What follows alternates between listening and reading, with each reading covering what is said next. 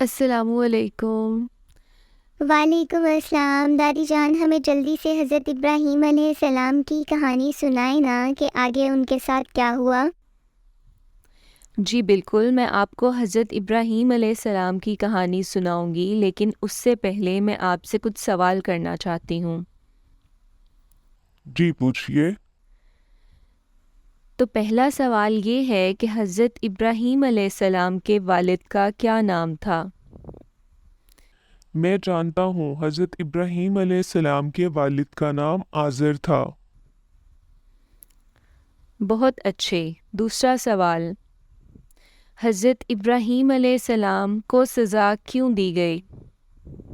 اس کا جواب میں بتاؤں گی۔ حضرت ابراہیم علیہ السلام کو سزا اس لیے دی گئی کہ انہوں نے ان بتوں کو توڑ دیا تھا۔ بالکل صحیح جواب۔ تو آپ یہ کہانیاں بہت شوق سے سن رہے ہیں۔ جی ہاں بالکل، ہمیں یہ کہانیاں سننا بہت اچھا لگتا ہے۔ چلیں پھر ہم اپنی کہانی آگے بڑھاتے ہیں۔ جب لوگوں کو یہ معلوم ہوا کہ وہ پیغمبر علیہ السلام ہی ہیں جنہوں نے مورتیوں کو نیست و نابود کر دیا تھا، تو وہ بہت ناراض ہوئے۔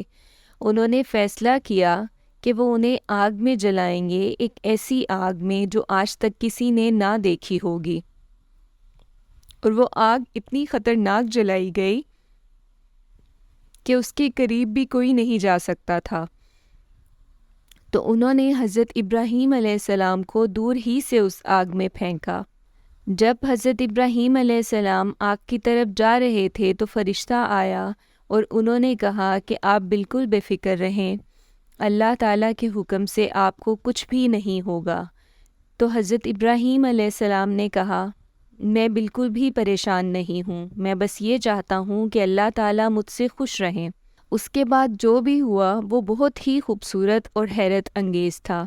حضرت ابراہیم علیہ السلام آگ میں اس طرح سے بیٹھے تھے جیسے کوئی پھولوں کے درمیان بیٹھا ہوتا ہے، اور انہیں کوئی بھی نقصان نہیں پہنچا تھا۔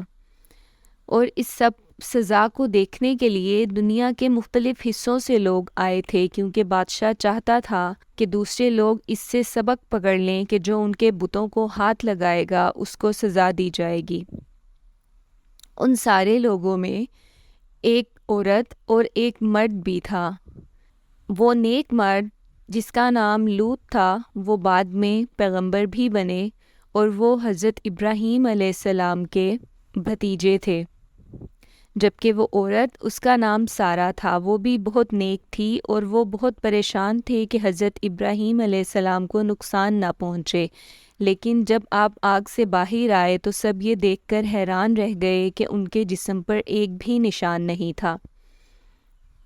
جو لوگ نیک تھے انہیں سمجھ آ گیا کہ یہ اللہ تعالیٰ کا معجزہ ہے، اور ابراہیم علیہ السلام واقعی ہی ایک سچے رب کی عبادت کرتے ہیں۔ لیکن ان میں سے زیادہ تر لوگ ایسے بھی تھے جو بتوں کے ٹوٹ جانے کی وجہ سے بہت ناراض تھے۔ جب وہ انہیں سزا دینے میں کامیاب نہ ہو سکے تو وہ یہ مقدمہ لے کر حضرت ابراہیم علیہ السلام کے ساتھ بادشاہ کے محل میں چلے گئے۔ اس بادشاہ کا نام نمرود تھا۔ تو اس بادشاہ نے پیغمبر علیہ السلام سے پوچھا کہ تم نے ان بتوں کو نیست و نابود کر دیا ہے جن کی ہم عبادت کیا کرتے تھے، تو تم نے ہمارے بتوں کو تباہ کیوں کیا؟ پیغمبر علیہ السلام نے کہا، وہ بت تھے، ان میں سے کوئی خدا تو نہیں تھا۔ اللہ کے علاوہ کون سچا مالک ہے؟ پیغمبر نے ادب سے جواب دیا، وہی اللہ ہی صرف ایک سچا مالک ہے جو زندگی دیتا ہے، جو موت عطا کرتا ہے۔ پیغمبر کی یہ بات سن کر بادشاہ بہت ناراض ہوا، غصے میں اٹھ کر کھڑا ہوا اور اس نے کہا، میں بھی زندگی اور موت دے سکتا ہوں، تم بس انتظار کرو اور دیکھتے جاؤ۔ اس نے اپنے سپاہیوں سے 2 غلاموں کو لے کر آنے کے لیے کہا، اور پھر ایک غلام کو مارنے کے لیے کہا۔ اور جب اس غلام کو مار دیا گیا تو بادشاہ نے کہا، دیکھو میں موت دے سکتا ہوں۔ اب اس نے دوسرے غلام کے لیے بھی یہی حکم دیا، اس کو بھی مار ڈالو۔ لیکن اس سے پہلے کہ کوئی تلوار سے وار کرتا، اس نے گردن کے قریب پہنچی ہوئی تلوار کو روک دیا، اور اس نے کہا، دیکھو میں نے اسے زندہ چھوڑ دیا ہے تو میں زندگی بھی دے سکتا ہوں۔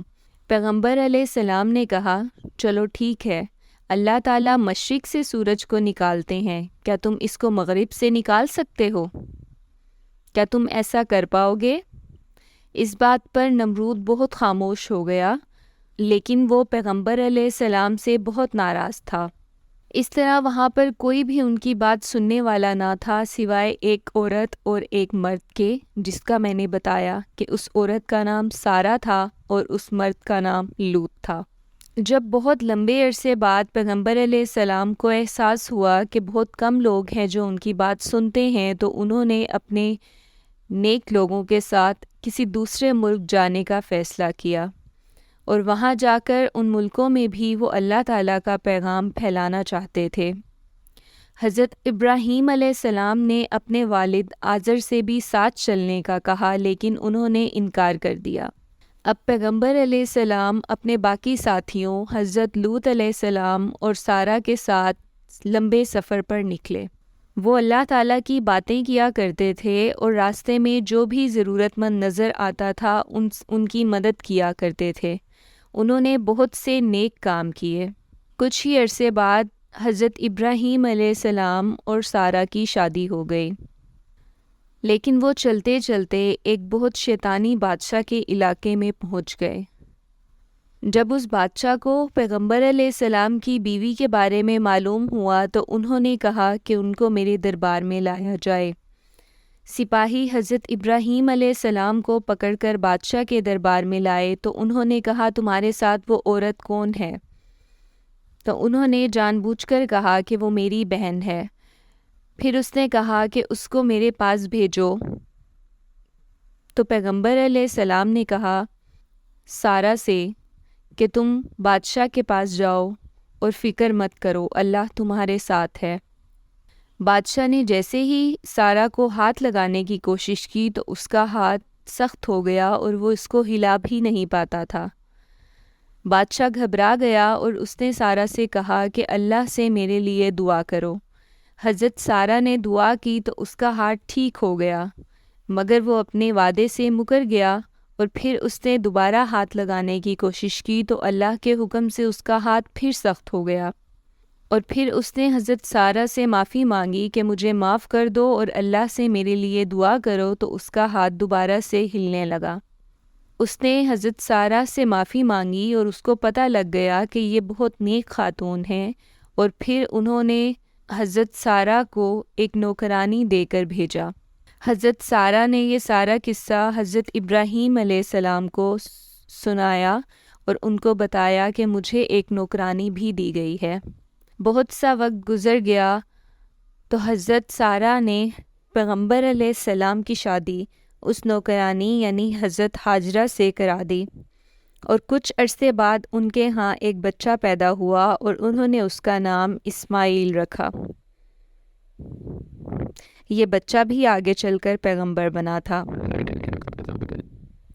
حضرت ابراہیم علیہ السلام بھی اب بہت بوڑھے ہو گئے تھے۔ ایک دن ان کو لگا کہ اللہ تعالیٰ ان سے کوئی کام لینا چاہتے ہیں، تو وہ حضرت ہاجرہ کے پاس گئے اور انہوں نے کہا کہ اسماعیل کو اور اپنے باقی ساتھیوں کو ایک لمبے سفر کے لیے تیار کرو۔ حضرت ابراہیم علیہ السلام حضرت ہاجرہ اور حضرت اسماعیل کے ساتھ لمبے سفر پر نکلے اور وہ چلتے گئے یہاں تک کہ وہ ایک سوکھے ریگستان میں پہنچے جو کہ المروا پہاڑ کے نزدیک تھا۔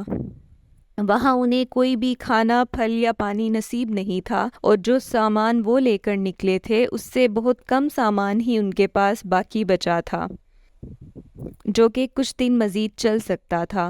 پیغمبر علیہ السلام اچانک ان دونوں سے دور جانے لگے تو ان کی بیگم بھی ان کے پیچھے چلنے لگیں۔ آپ کہاں جا رہے ہیں ہمیں یہاں چھوڑ کر؟ انہوں نے پیغمبر علیہ السلام سے پوچھا، لیکن پیغمبر علیہ السلام نے ان کی بات کا کوئی جواب نہ دیا اور وہ چلتے گئے۔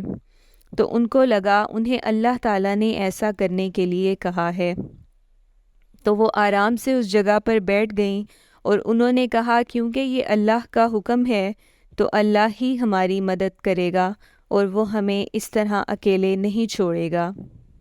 پیغمبر علیہ السلام بہت اداس تھے، وہاں دور دور تک کوئی بھی نہیں تھا، تو انہوں نے اللہ تعالیٰ سے گزارش کی کہ جہاں میں نے اپنی بیوی اور بیٹے کو چھوڑا ہے وہاں پر اور لوگوں کو بھی بھیج دے۔ اس کے بعد کیا ہوا اس کے بارے میں ہم پھر کسی اور دن جانیں گے۔ ابھی بہت وقت ہو گیا ہے تو آج کی کہانی کو ہم یہیں ختم کرتے ہیں۔ اللہ حافظ۔